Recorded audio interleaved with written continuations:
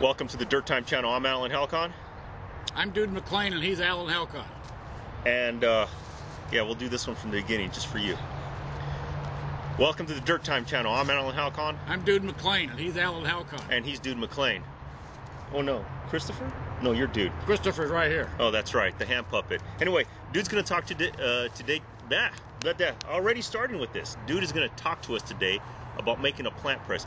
Dude, first and foremost, why would anyone want to have a plant press? All right, a lot of people go out and they're interested in identifying plants. Okay. And sometimes they have a book with them, they can't find it in the book.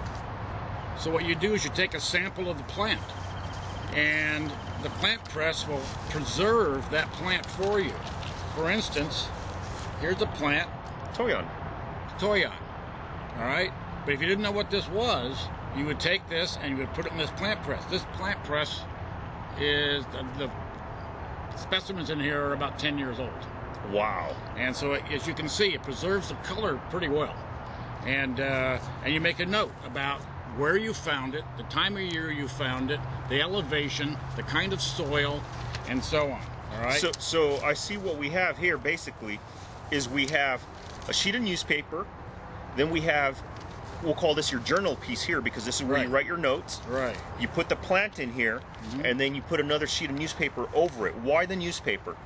The newspaper will help preserve. There's either something in the paper, it helps absorb the juices from the plants so it doesn't go through and stain anything, and it holds the whole thing together.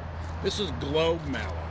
All right. I wasn't sure what this was when I found it, and so I put it in here, and it'll preserve it.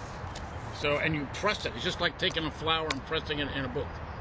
Wow. Same thing. It'll preserve that color. And like we said, these are at least 10 years old. Now, this is a really, like you say, this is a really good way. If you can't identify the plant, you can put them in a press, take it to a local nursery perhaps, or maybe, in our case, we have the Arboretum. Right. One of those places, or even Christopher. Yeah, we even have Christopher. Yeah, we're lucky we have Christopher. Sometimes. So, as a matter of fact, I was telling Christopher when I left to do this trip, I had a motorhome and I was taking off, and so I said, you know, I want to collect plants. I don't know what they're going to be, and I'm not going to be able to identify them. So he said, why don't you make a plant press? And he showed me how to put this together. It's very simple. And like I mentioned, you know, to you before, this, if you go buy a commercial plant press, it can be $150. And you don't have to spend that. You can put it together with some cardboard and paper. You know, it's not a big deal. Well, that's cool. You can go to somebody, like if you're here, Christopher, he'll identify these things for you, or somebody who knows what they are.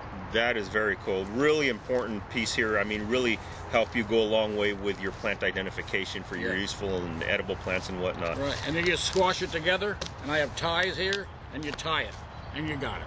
That's pretty good. All right, I'm Alan Halcon, Dude McLean. We'll see you next time on DirtTime.com. You can still check your 6. Yeah? Yeah. Now. Oh, yeah. What happens if you find someone back there or see someone? Bang! Perfect.